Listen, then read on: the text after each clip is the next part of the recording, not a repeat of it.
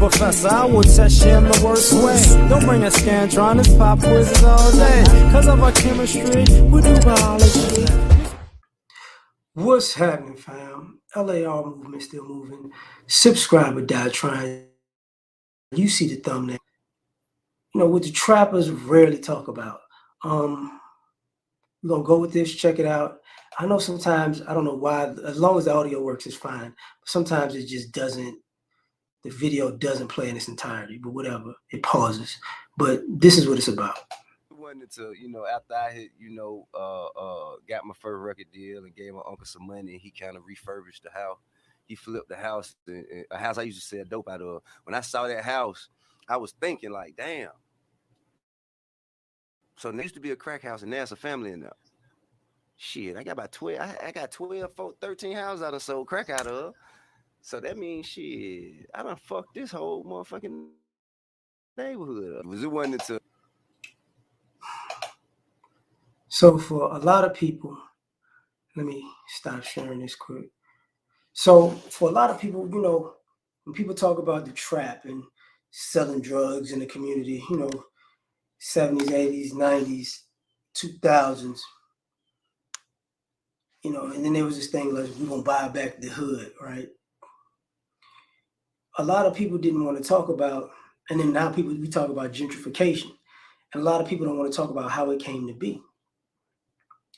And, we talk about the entrepreneurial spirit of the drug dealer, right?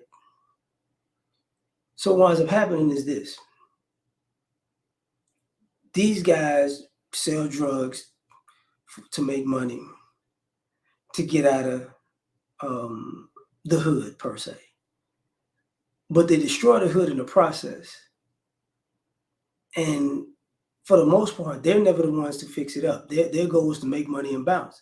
So when you see these guys, guys like them or guys who emulate guys like this, and and people press them and try to rob them and attack them, because what they want to do is they want to make enough money to, buy a mansion and a Rolls Royce and then come back in the hood and make it rain and buy turkeys for Thanksgiving, maybe some backpacks. But really just go, what I'm saying? Yeah, I destroyed it, but it's not my responsibility to fix it. Because like I said, man, I got 12, 13 houses that I sold drugs out of, and I really messed this community up. So now, is it your responsibility to renovate, refurbish, and put a family in all 12 of those homes? Possibly could be. I mean, you used it for a negative purpose. Why don't you try to use it for a positive one? But a lot of times people don't want to say, this trap mentality is very selfish. A lot of the people who were in that situation, they don't really do anything for the hood. And if you think they're doing something for the hood, it's really just a ploy to get their hands into something or use something as a front to do what they're doing. But when we talk about, oh man, we getting gentrified, we getting kicked out of the neighborhood, and they raising the price up and nobody can afford the rent. Well, here's the thing. You know who should be able to afford the rent? The trapper.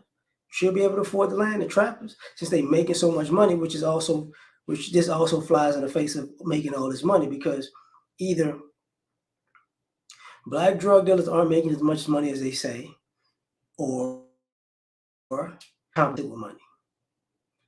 Because what it looks like is every other group of criminals understands to go somewhere and live in nice stuff. Black criminals, we don't seem to get that. It's just got to be, a wasteland.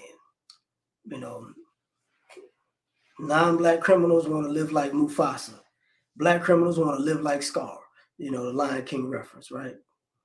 But the mentality that they don't talk about is like, first of all, you was working for these quote unquote white folks or other people of color, because that's their drug. They the plug.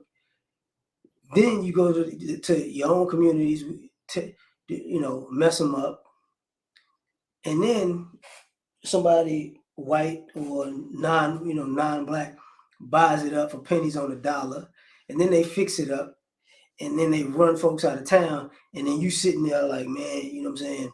Man, I can't believe what's going on. Like you participating in this was the reason. You were the vehicle used to get people um out of the spot. What is that old quote? When there's blood in the streets, buy land.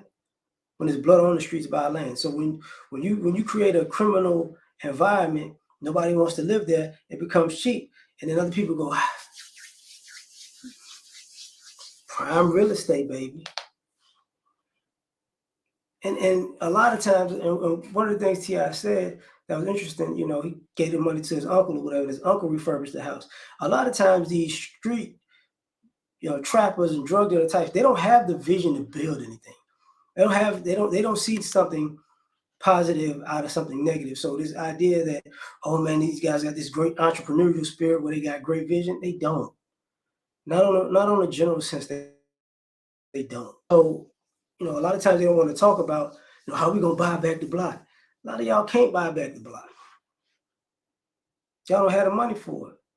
Because what's gonna happen? You're gonna get locked up or killed. If you get locked up, they're gonna seize assets. And if you get killed, you ain't got, there you go. So at the end of the day, you're just playing the game. And the game is just, how can I put this? The game is just, I wanna live the life, and then when it's over with, y'all can have the rest. But I want to ball on these fools. And balling on people to stun on them because you feel like, you poor or whatever, or you want to stun on poor people, leads to all this type of stuff. So in my opinion, I mean, trappers don't talk about you're the vehicle for gentrification. When your granny that you love so much, as your auntie that you love so much ain't got a place to stay, you never take the blame for it. You never go, you know what? I'm part of that problem. But you are. But tell me what y'all think. Like, share, subscribe, or die trying. Catch y'all on the next one. Peace.